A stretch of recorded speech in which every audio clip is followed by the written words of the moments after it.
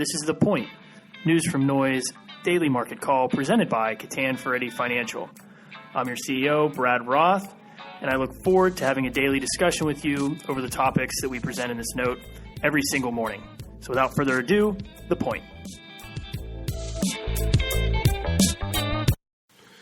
Good morning, Cam. Good morning, KFF listeners. I'm feeling hot today, Cam. Give me some news. What's happening?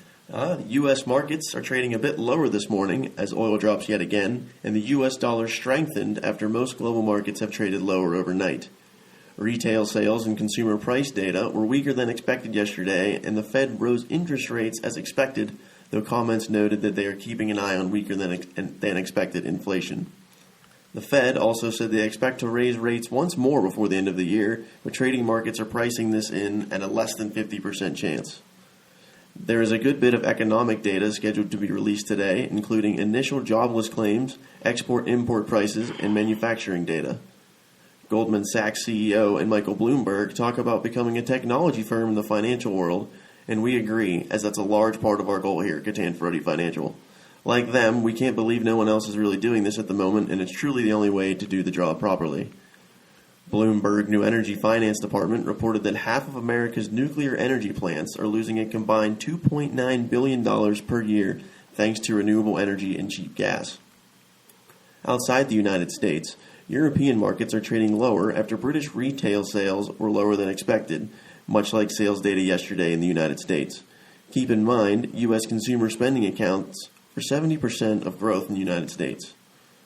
UK Chancellor of the Exchequer, Philip Hammond, will outline a potentially less volatile Brexit strategy option today, and Euro area finance ministers are meeting in Luxembourg to find solutions to Greece's debt. Most Asian markets traded lower overnight, especially Hong Kong falling 1.2%, and China has been in a period of slowing normalizing economic growth.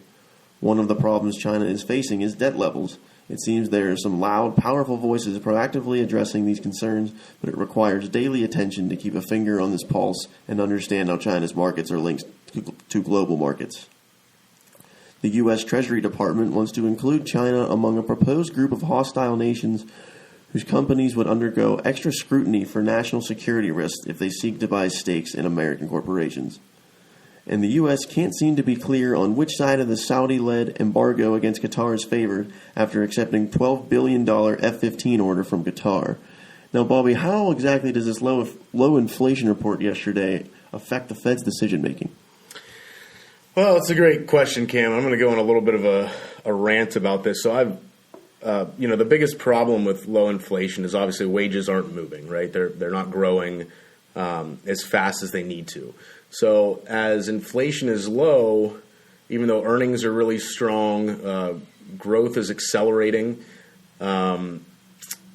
it may cause the Fed to halt raising rates because it'll, push inflation even lower.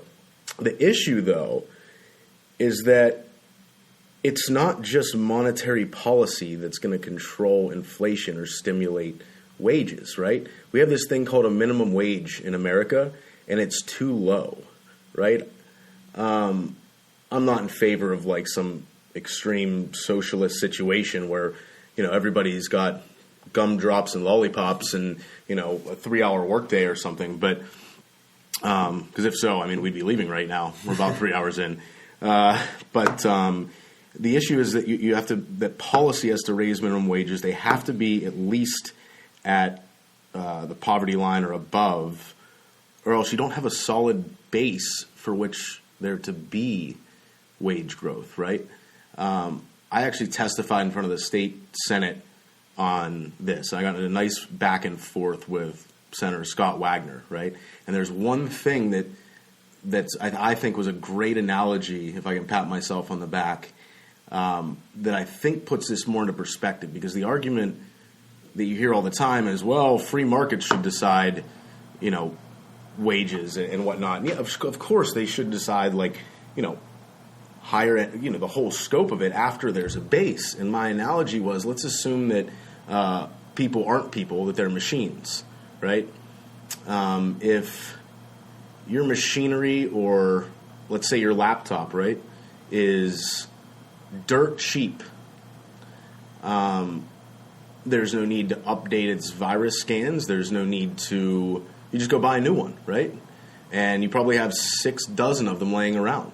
So most places with keeping minimum wages too low, it disincentivizes companies from investing in their workforce and making them more productive, right? By providing them the right tools, by providing them the right constant ongoing training, by giving them the right levels of responsibility. I mean, if you go into a lot of like major retail stores, it's like the worst service on the planet. That's not those people's fault. I mean, you and I went into Macy's the other day, and like some like janitor guy was trying to find us somebody to, accept our money. I mean, it's true. It's not a productive way to be. So if you look at people as, machines, you would just have machines that you're not worried about them breaking down so much. You're not worried about them being that productive. You just try to replace them, and it's not an efficient way to be.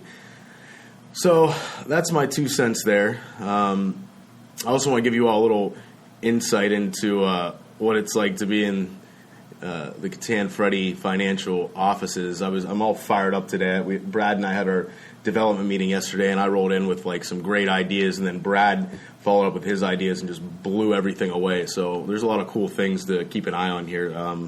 Hopefully, we can. I think we need to go buy some more whiteboards. We got some cool things coming out. So please share this with your friends. Really appreciative at the following that we have so far in just a short amount of time. And send any questions, comments, concerns, news, rumors, gossip. Email us at robert@kattanferretti.com. And go ahead, Cameron. Tell me about the death of sports here. We're in the dead zone. We are in the dead zone. The dead zone. Black hole. Ooh. Well, nothing going on. U.S. Open, though, starts today, so that's good. But other than that... Oh, forget development then. Let's get out of here. Does it still come on at like 7 in the morning? That's the British. Oh, it's the It British comes on one. early, yeah.